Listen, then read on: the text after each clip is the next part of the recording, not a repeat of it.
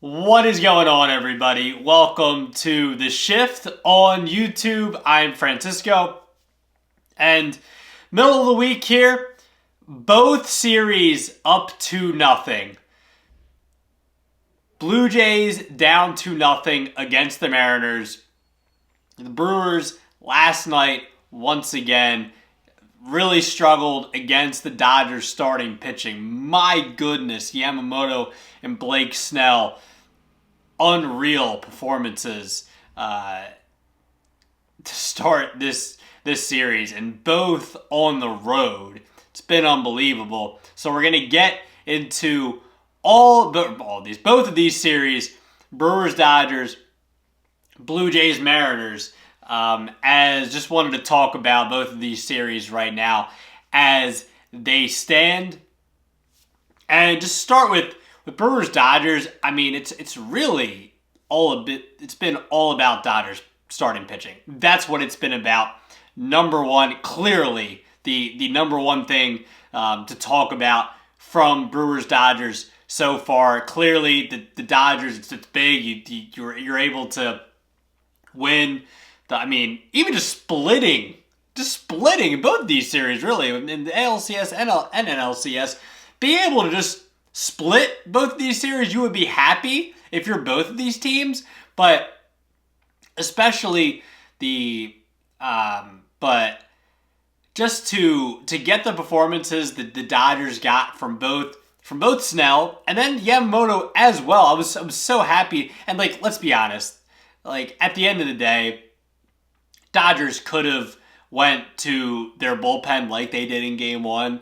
I think Yamamoto was just under 100 pitches going into the final inning of last night. They could have went to their bullpen, but look, the baseball fan in me, when you see something like Yamamoto going all 9, when you see something like that, there's something that you just can't help but be like, that's awesome. You can't help but be like, that's awesome. Even seeing a guy with a 300 batting average, or leading the league in RBI.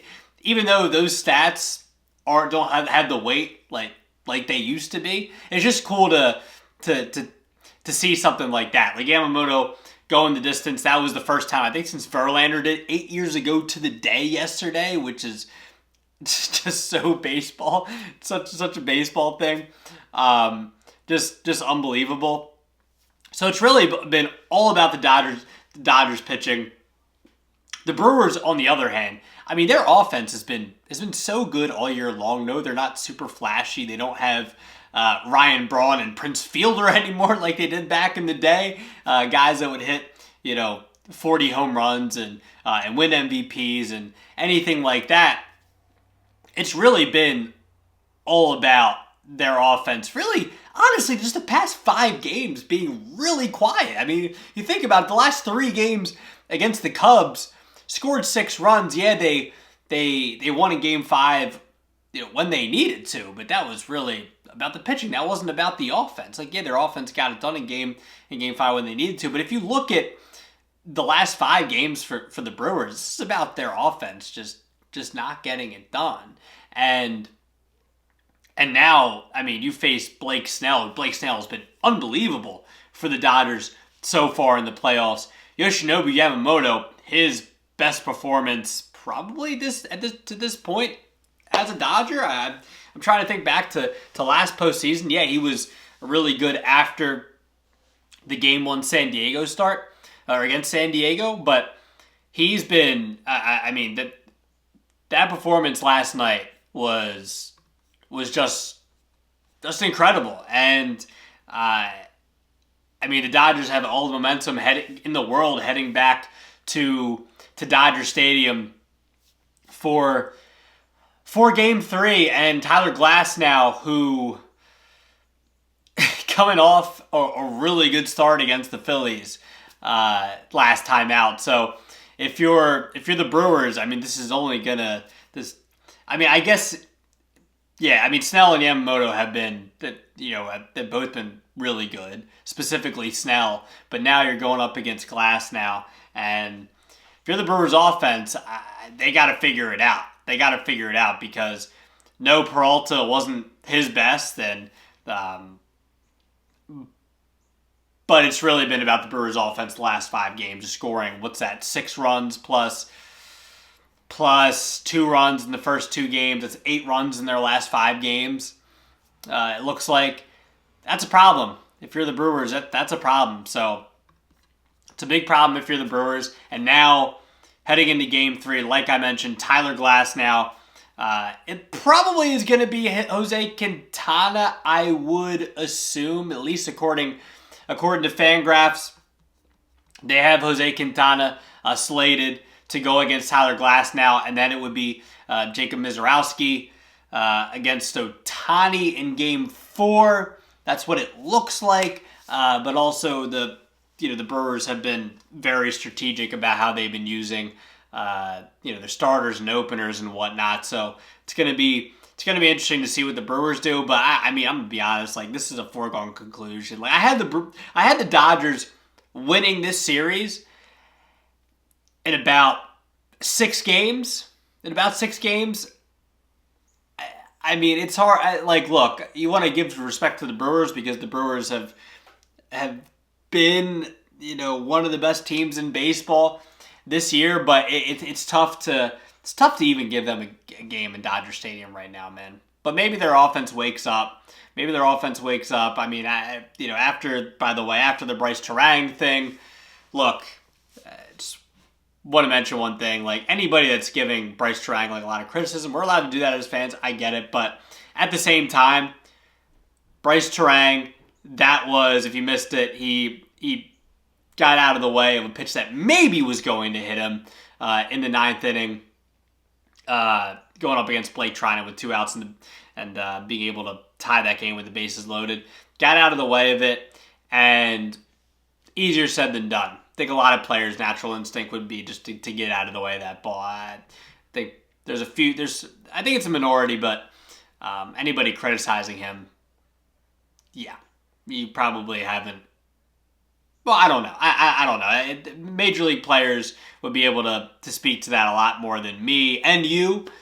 But that was tough. But that was still the Brewers' offense just not being able to get it done. Big storyline in the series so far, and the Dodgers pitching, huge storyline as well. Dodgers offense was consistent in Game 2, and they got it done. But it's really more about their pitching. Yamamoto and Snell stealing the headlines. ALDS, kind of, similar storylines with certain things. The Blue Jays offense, similar to the Brewers offense, they need to get it going. But really, this series so far, it's really about Seattle's bullpen.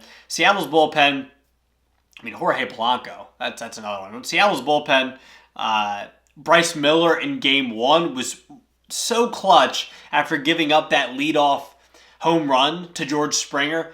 Super clutch. Being able to do that, he's still a young pitcher.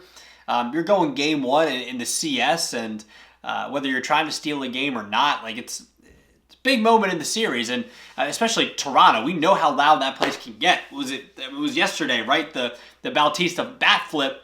That was the 10-year anniversary of Jose Bautista's bat flip, and we know how loud that place can get. And especially with Springer hitting that leadoff home run, and then Toronto being able to get some more runners on base. And for Bryce Miller to, after, giving up that Springer home run and getting out of that first inning and having the performance that he did, being able to go 6 innings and only give up the 1 run, that was huge for Seattle. And then you handed it to their bullpen, who was great, and they finished the job there. And then Game 2, their bullpen was fantastic again. You didn't get a great start from Logan Gilbert early on, but being able to get what you got from Seattle, from Bizarro Vargas and Emerson Hancock to finish it out, that was huge for Seattle. And their bullpen's been really good this year. And big here against Toronto. So it's really been about Seattle's bullpen. Bryce Miller, their offense in Game 1, Cal Raleigh, super clutch with the home run to tie it. And then Jorge Polanco. What can you say about Jorge Polanco, man? Just, he has been so clutch throughout the playoffs so far in these 2 rounds for the Mariners so far, and it has not stopped. Has not stopped. In Game 1, clutch RBIs.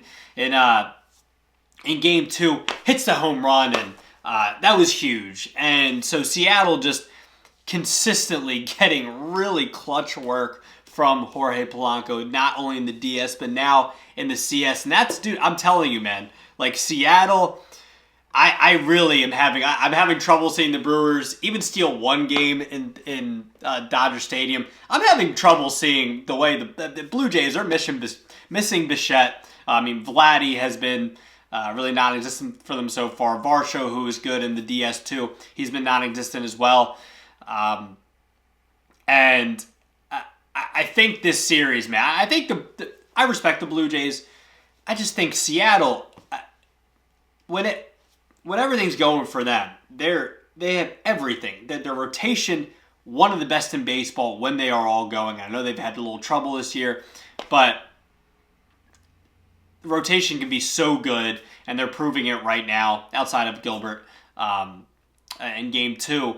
But the rotation can be so good. Their bullpen can be really good. We know what their offense can do with the names they have between Raleigh, J-Rod, Arozarena, Polanco, Naylor. Like, Seattle, I really am struggling to not see. If there's a year that, by the way, last team to lose the first 2 games of a postseason series at home and win the series still, the 96 Yankees. It hasn't happened in almost 30 years. And if there's a year where I can see a team coming back like the Yankees did in 96 from a 2-0 deficit, it's not this year, man. It's not this year. I don't really think... I don't think these series are going past 5 games, really. I don't think these series are going past 5 games. I have a lot of respect for the Brewers. I have respect for the Blue Jays, but Seattle and the Dodgers, they were both this is my World Series pick. And I think it would be the best World Series for baseball. Again, big time respect for both the Brewers and the Blue Jays, but I just don't really see a way when the Dodgers are coming off Game 2 where their offense was good, and Yamamoto had the game that he had. Don't let the Dodgers' offense get hot.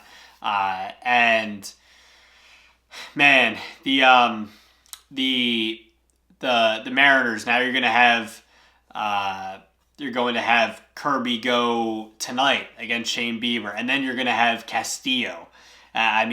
Seattle's really set up here, man. Seattle's really set up here to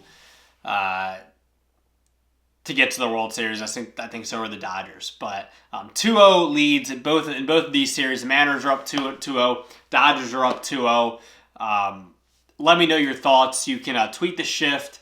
Everything will be at the bottom there, along with my Twitter account.